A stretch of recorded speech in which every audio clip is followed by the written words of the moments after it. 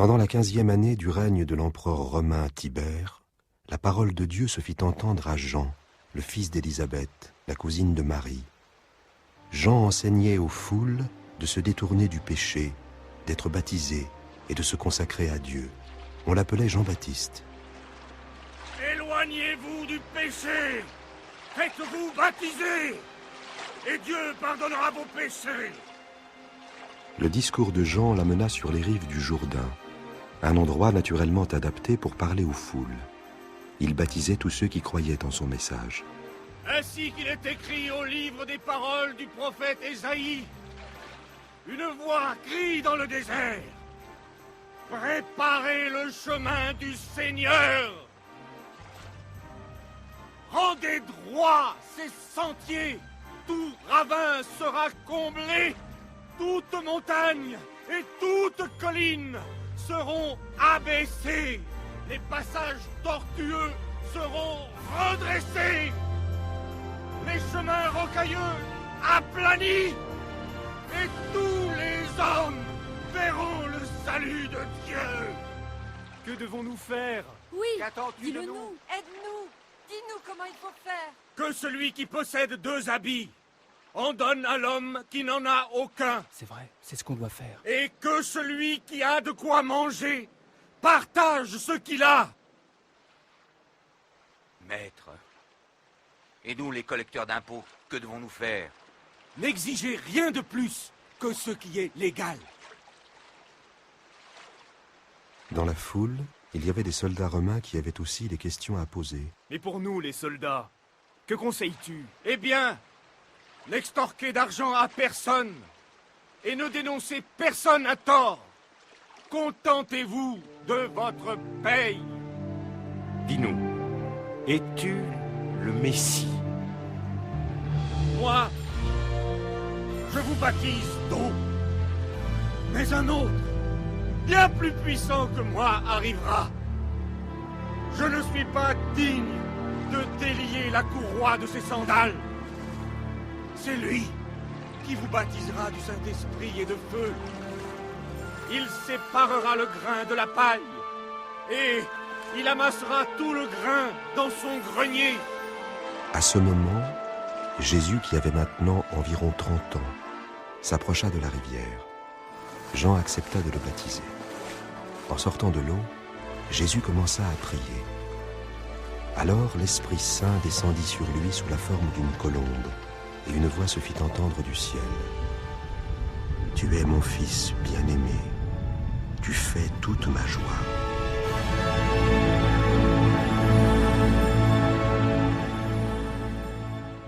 Ensuite, l'Esprit de Dieu conduisit Jésus dans le désert, où il fut tenté par le diable, durant 40 jours.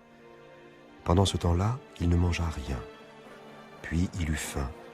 Alors le diable s'approcha en lui disant: « Si tu es le Fils de Dieu, ordonne donc à cette pierre de se changer en pain. » Jésus lui répondit en citant les Saintes Écritures. « Il est écrit que l'homme ne vivra pas seulement de pain, mais de toute parole que Dieu prononce. » En un instant, le diable fit voir à Jésus toutes les nations du monde et lui dit: « Je te donnerai tout ce pouvoir avec la gloire de ces royaumes, parce que c'est à moi qu'il a été remis et que je le donne à qui je veux.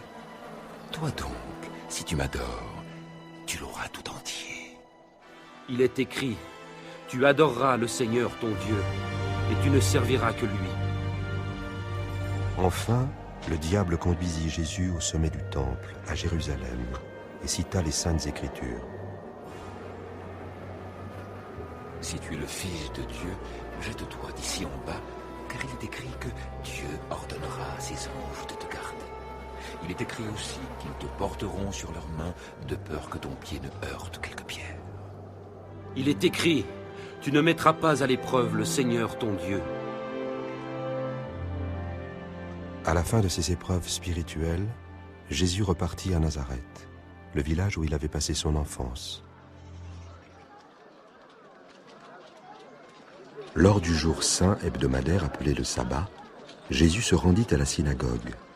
À la demande du rabbin, il lut les Écritures. L'Esprit du Seigneur est sur moi, Il m'a choisi pour annoncer la bonne nouvelle aux pauvres. Il m'envoie proclamer la délivrance aux captifs, le recouvrement de la vue aux aveugles, pour donner la liberté aux opprimés et proclamer l'année de grâce accordée par le Seigneur. Il parle bien. Aujourd'hui, cette parole devient réalité, alors que vous l'entendez. La parole s'accomplit. Mais il n'y a que le Messie qui puisse la réaliser. Comment le savoir? Vous me citerez sans doute ce proverbe, « Médecin, guéris-toi toi-même ». Vous me direz aussi, « Accomplis dans ta propre ville ce que nous savons que tu as fait à Capernaum ». Oui, je vous le dis, nul prophète n'est bien reçu dans son pays. Prophète?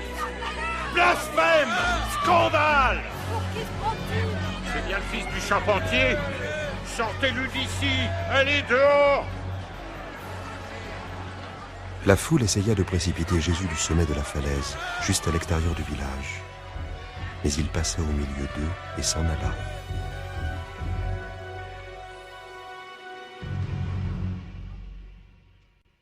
Comme l'œuvre spirituelle de Jésus devenait importante, il commença à rassembler des disciples pour les préparer à annoncer l'avènement du royaume de Dieu. Au bord du lac de Galilée, il trouva plusieurs pêcheurs en train de nettoyer leurs filets. Leurs noms étaient Simon-Pierre, Jacques et Jean. À côté d'eux, il y avait 2 bateaux de pêche. La paix soit avec toi. Et avec toi, maître. M'embarqueras-tu, Simon? Pourquoi pas? Avance ta barque plus loin dans les eaux profondes. Puis toi et tes compagnons, jetez vos filets pour la pêche. Mais maître, nous avons pêché dur toute la nuit, et sans rien prendre. Mais, si tu le dis, je lance les filets. Jacques! Jean!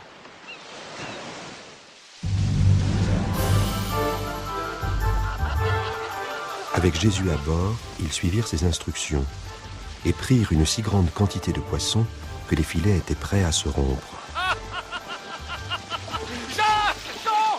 Approchez votre barque! Venez nous aider! Vite! Pas possible! Nous sommes occupés! Ça suffit! Ça suffit! Devant un tel miracle, Simon-Pierre tomba à genoux devant Jésus, saisi de respect et d'adoration. Éloigne-toi de moi, Seigneur, car le péché est en moi. N'aie pas de crainte, car tu pêcheras des hommes désormais.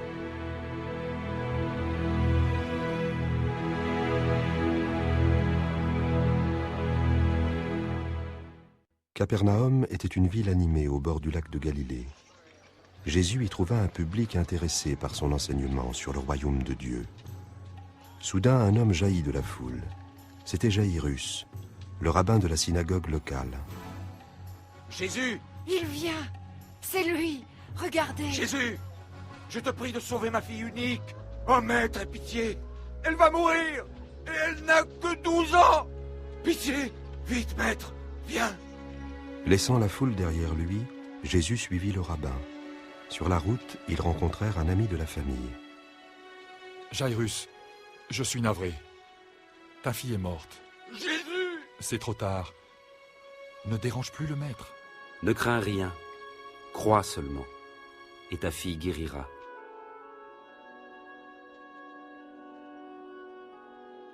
Ces mots de Jésus calmèrent Jaïrus, et ils repartirent vers sa maison. Un groupe de personnes en pleurs y était déjà, se frappant la poitrine de douleur. Mais en arrivant dans la cour, Jésus les renvoya et ne permit qu'à Jaïrus, sa femme et 3 de ses disciples les plus proches, les pêcheurs Pierre, Jacques et Jean, d'entrer dans la maison. Ils trouvèrent la jeune fille allongée sur un matelas. Jésus se pencha, prit sa main et dit : « Ne pleure pas. Elle n'est pas morte, elle dort. Enfant, lève-toi. »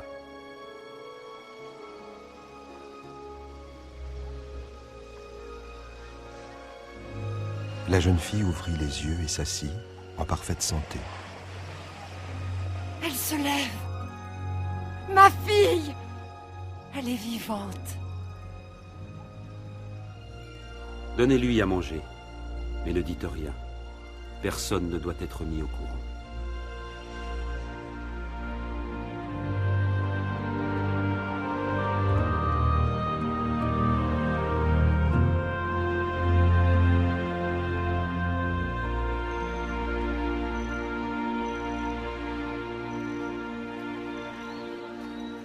Jésus aimait la compagnie des enfants.